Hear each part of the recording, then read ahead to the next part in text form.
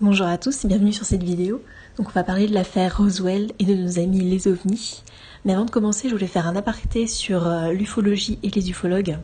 Alors qu'est-ce que c'est les ufologues? En fait, ça vient de l'acronyme anglais UFO pour Unidentified Flying Objects. Donc en français, ce sont nos ovnis qui ont donné la discipline de l'ufologie qui consiste à recueillir, à analyser, à interpréter les données qui se rapportent au phénomène des objets volants non identifiés.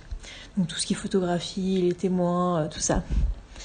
Au Québec, d'ailleurs, j'ai lu qu'ils disaient plutôt ovniologie ou ovnilogie. Enfin bref, c'était la minute étymologie. Maintenant, passons à ce qui nous intéresse vraiment, la célèbre affaire Roswell. L'histoire commence en 1947 aux États-Unis, dans l'État du Nouveau-Mexique, près de la ville de Roswell. Là vit un fermier et éleveur de moutons, William McBrazel, qui est marié et père de famille, et qui travaille sur une exploitation dans une zone désertique au nord-ouest de Roswell. Le soir du mercredi 2 juillet 1947, un violent orage se produit, et Brazel dit avoir entendu une violente déflagration. Le lendemain, il va découvrir sur ses terres des débris qui sont, selon lui, faits d'adhésifs couverts de motifs étranges, de papier aluminium, de papier craft et de baguettes qu'il n'arrive pas à identifier. Il va en récupérer quelques-uns, et poursuivre sa journée comme d'habitude, ce n'est que le lendemain qu'il va pour la première fois faire part de sa découverte à ses voisins. Donc ses voisins les plus proches, Floyd et Loretta Proctor.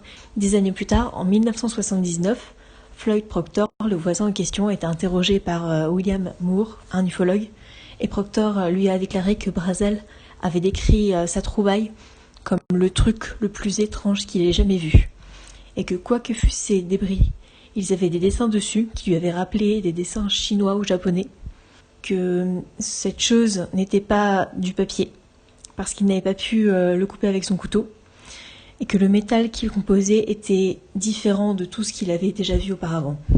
Donc c'était quelque chose de vraiment très étrange. Quelques jours après être allé voir ses voisins, le dimanche 6 juillet, Brazel est allé avertir le shérif du comté de la présence de ces débris sur son champ. Intrigué, le shérif décide d'appeler les militaires de la base aérienne de Roswell, qui vont immédiatement envoyer des hommes sur place. Donc les militaires vont emporter avec eux les débris rapportés par Brazel. Ils vont également se rendre sur le site pour récupérer les débris restants. Puis le colonel Blanchard va référer à son supérieur hiérarchique, le général Roger Ramey, de la base de Fort Worth, au Texas.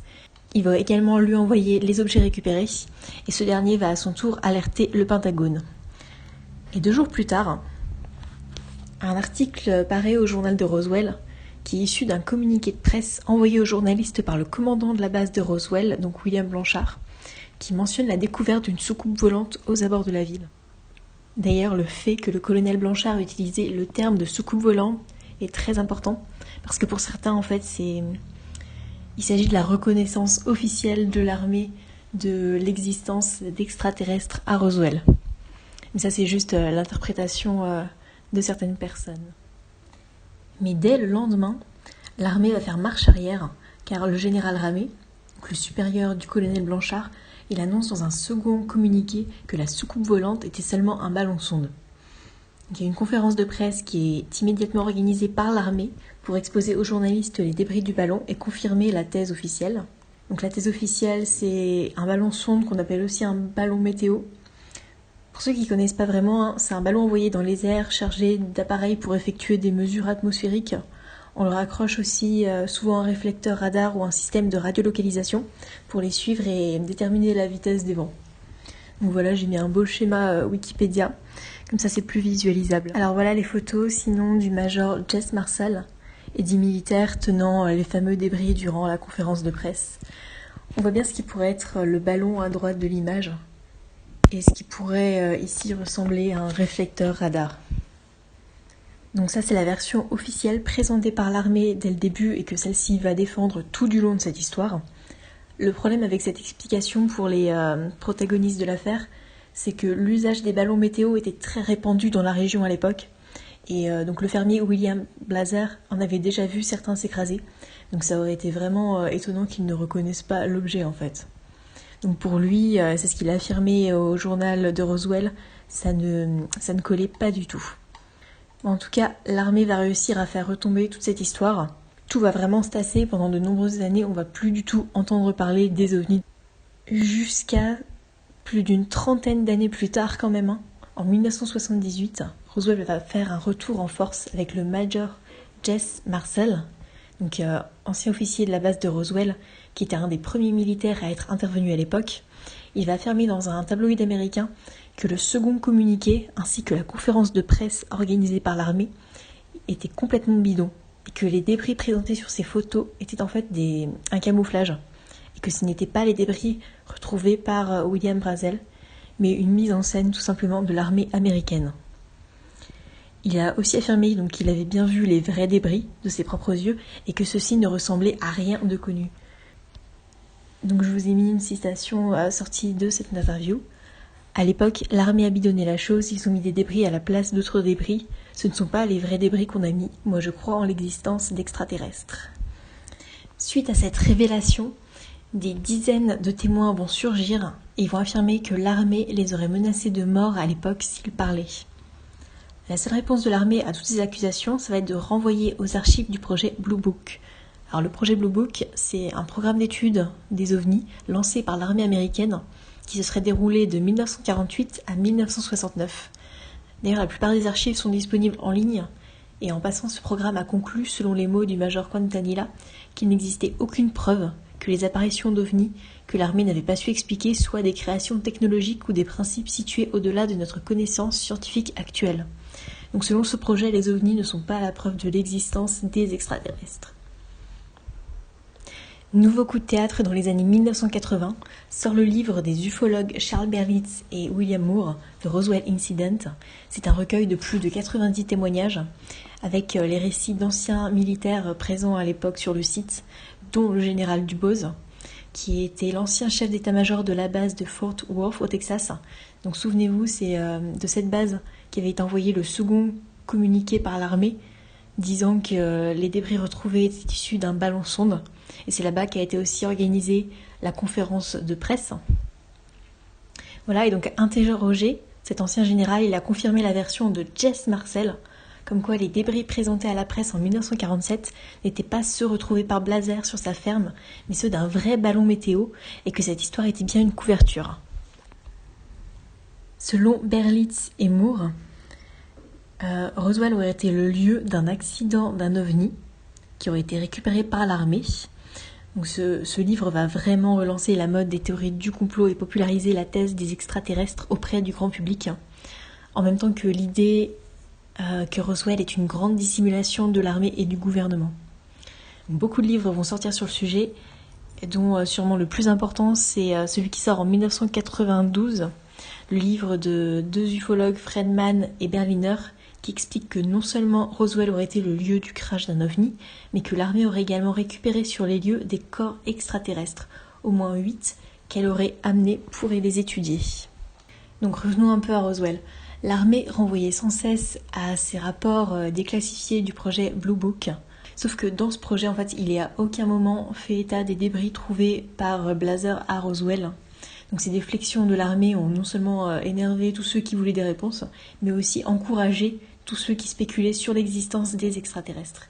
Parce que l'armée ne voulait pas dire la vérité sur ce qui s'était passé à Roswell en ce début de juillet 1947. Donc pourquoi elle ne voulait pas dire qu'est-ce qu'elle cachait?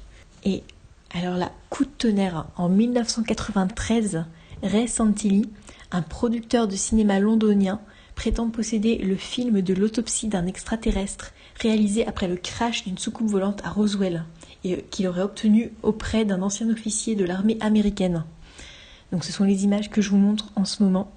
On peut suivre dans ce film donc une bonne partie de l'autopsie. Le film est sur YouTube et je vous le mets en barre d'infos. C'est vraiment terrifiant, en tout cas pour moi. Le film a été un carton mondial. Il a été vendu dans plus d'une vingtaine de pays. En France, il a été commercialisé sous forme de cassette VHS par TF1, qu'il a également diffusé à l'écran le 23 octobre 1995 dans l'Odyssée de l'étrange. Et malheureusement, peut-être, en 2005, le producteur a avoué que le film était faux. C'était beaucoup trop beau. En 2017, le réalisateur Spyros Melaris a confirmé que les rumeurs rapportant qu'il était l'auteur de ce film étaient vraies. Dans un one-man show, il a révélé que ce film avait été tourné dans un appartement du nord de Londres et que l'alien mort était en fait un mannequin réalisé par John Humphreys, un sculpteur expert en effets spéciaux qui a entre autres travaillé pour la série Doctor Who.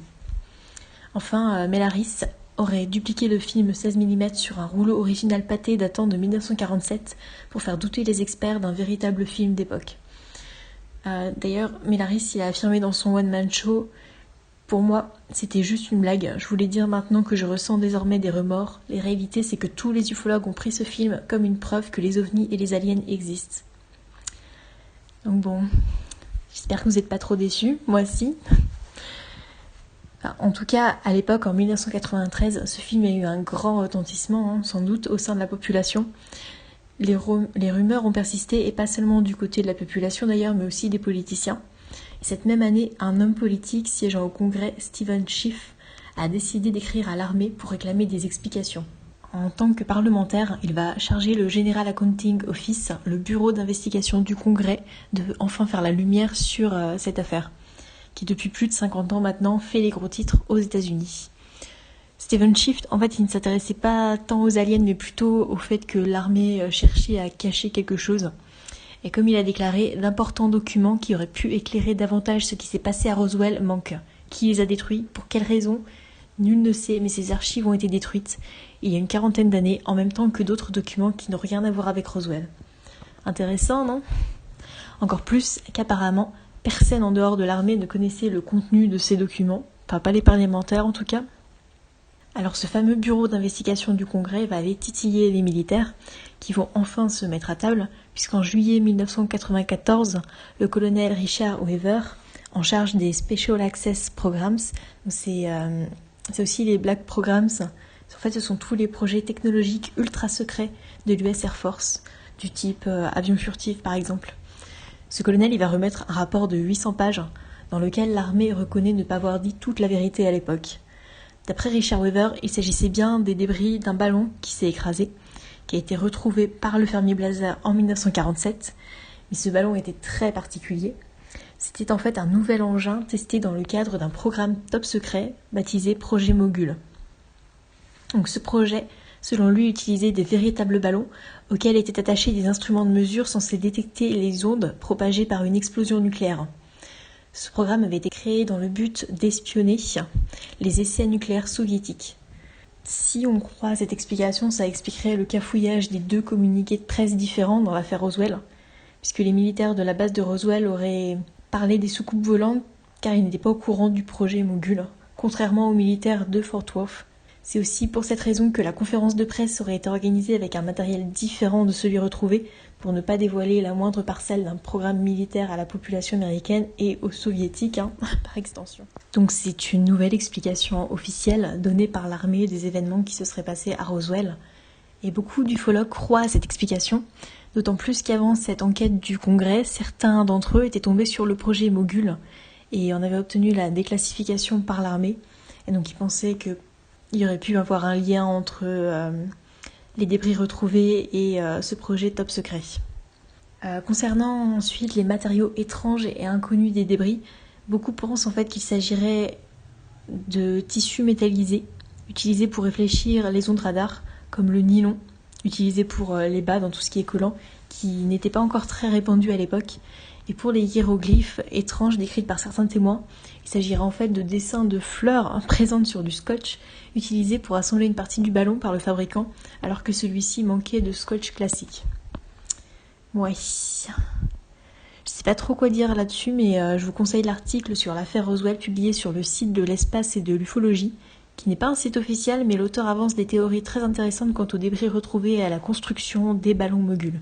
Là, normalement, vous me dites, mais les cadavres d'extraterrestres alors? Eh bien, 2 ans plus tard, en 1997, l'armée a sorti un second rapport, The Roswell Report, Case Closed, dans lequel elle explique les rumeurs de cadavres d'extraterrestres par des opérations de parachutage de mannequins lors de programmes militaires qui se seraient déroulés des années après l'affaire Roswell. Et selon l'armée, en fait, les témoins auraient confondu la temporalité des événements et rattaché cela à Roswell, alors que Blazer lui-même n'a jamais évoqué à aucun moment des cadavres d'extraterrestres. Donc ce qui est certain, c'est que les extraterrestres ont été très profitables à l'industrie cinématographique, aux médias et à la télévision, qui s'en servent pour présenter du sensationnel aux spectateurs, ce qui a permis aux extraterrestres de conquérir le monde aujourd'hui.